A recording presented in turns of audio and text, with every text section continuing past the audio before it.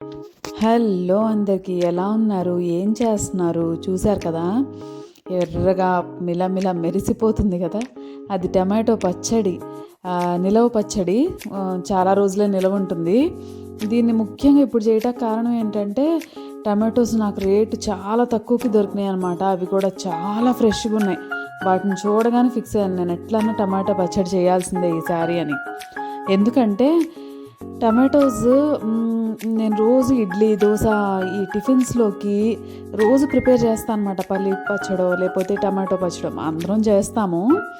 అయితే ఈ టమాటో పచ్చడి కొంచెం నిలవ పచ్చడి ఉంటుంది, ఎక్కువ టమాటాలు వాడతాము, ఇంకా తక్కువ స్పైసెస్ వాడతాం. కాబట్టి టిఫిన్స్లోకి రోజు టమాటో పచ్చడి చేయాలి అనే బేజారు ఉండదన్నమాట. చక్కగా ఈ టమాటా పచ్చడిని దానికి వాడేయచ్చు. దీనికోసం నేనైతే 1 కిలో టమాటాలు తీసుకున్నాను.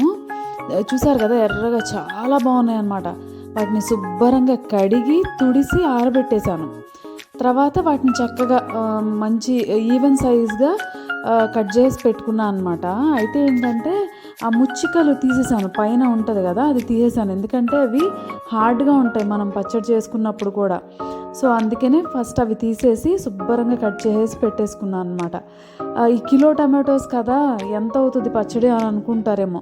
అందులో సగం వరకు మగ్గిపోతాయి అవి. వాటర్ కంటెంట్ ఎక్కువ ఉంటుంది టమాటోస్లో కాబట్టి ఎక్కువ మగ్గిపోతాయి.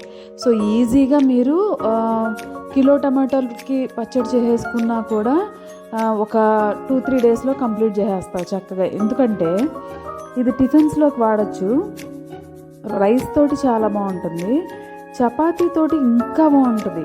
సో ఎలాంటి బ్రేక్ఫాస్ట్ అయినా లంచ్ ఐటమ్స్లోకైనా చాలా టేస్టీగా ఉంటుందన్నమాట. నిలవ ఉంటుంది కంపల్సరీగా, ఇంకా అది అడగక్కర్లేదు.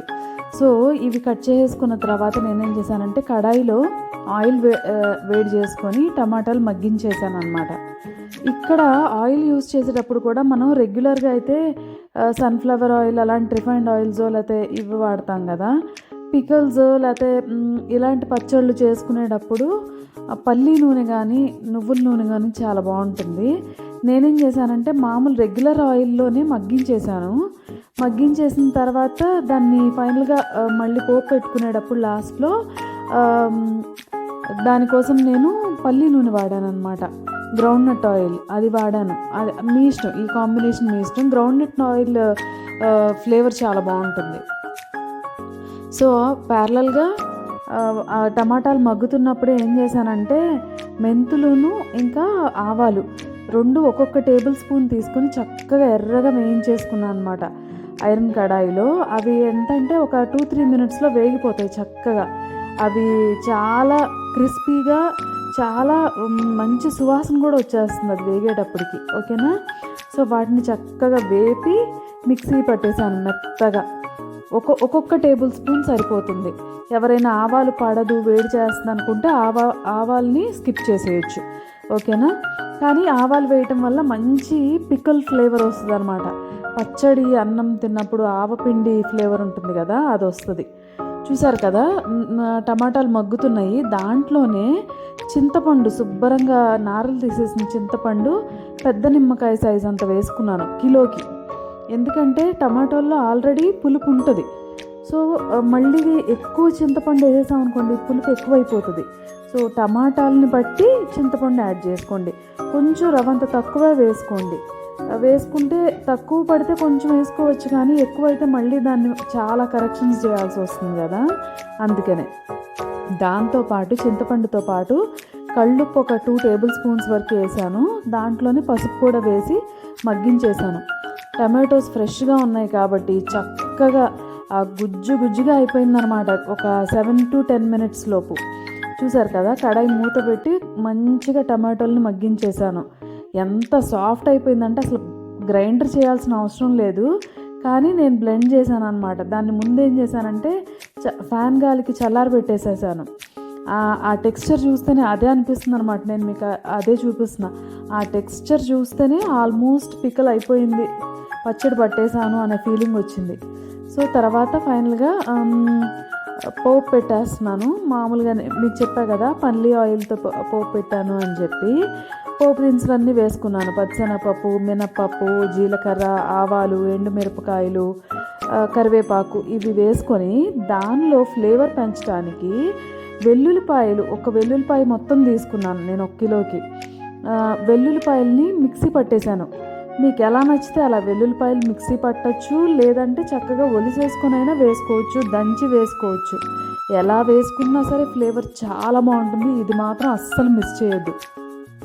నేనేం చేశానంటే ఈజీ అయిపోతుందని తోలుతో పాటే ఒక వెల్లుల్లిపాయ, పెద్దదైతే 1, చిన్నవైతే 2, అవి మిక్సీ పట్టేశాను అనమాట. మిక్సీ పట్టి అది పోపులో వేసుకున్నాను. నేను ప్రత్యేకంగా ఇంగువ వేయలేదు.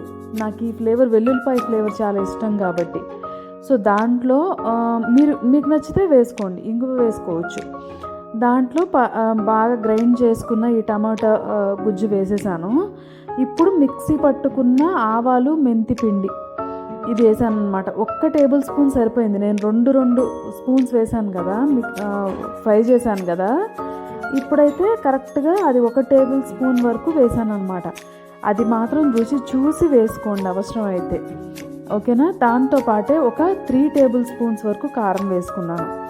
నాకు ఉప్పు సరిపోయిందని అనిపించింది, కాకపోతే లాస్ట్లో కొంచెం వేసుకున్నాను. మామూలుగా అయితే 1 టేబుల్ స్పూన్ మీద కొంత వేసాను, లాస్ట్లో ఇంకొంచెం పిసరంతా యాడ్ చేశాను అనమాట. దాంతో సరిపోయింది.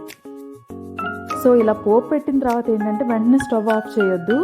ఒక 2 మినిట్స్ కుక్ చేస్తే చక్కగా ఆయిల్ పడుతుంది ఆ పచ్చడి మొత్తానికి. తర్వాత ఆయిల్ లూజ్ అయిపోతుంది అనమాట. చక్కగా ఆయిల్ రిలీజ్ అయిపోయి చాలా బాగుంటుంది. చూసారు కదా, ఇలా తయారవుతుంది టెక్స్చర్. ఎంత బాగుందో, కళ్ళకి నోటికి అంతకన్నా బాగుంది, అంతకన్నా టేస్టీగా ఉంది. ఇంకోటి చూడండి, కిలో టమాటాలకి అంత పచ్చడి వచ్చింది అనమాట. ఇది చక్కగా ఫ్రిడ్జ్లో పెట్టుకోండి, లేకపోతే బయట యాజ్ ఇట్ ఈజ్గా బయట పెట్టుకొని వాడేసుకోండి. టిఫిన్స్లో వేసుకోండి, అన్నంలో తీసుకోండి, లేదంటే రోటీ, చపాతీల్లో, పూరీల్లో వేసుకోండి. ఎలా తిన్నా కూడా చాలా చాలా టేస్టీగా ఉంటుంది. అండ్ సీజనల్ పికిల్స్ కదా ఇవన్నీ, ఆ సీజన్లో అప్పుడు దొరికే వెజిటబుల్స్ తోటి, అప్పుడు దొరికే వాటితో చేస్తాం కాబట్టి చాలా టేస్టీగా ఉంటాయి, హెల్తీగా ఉంటాయి. నచ్చి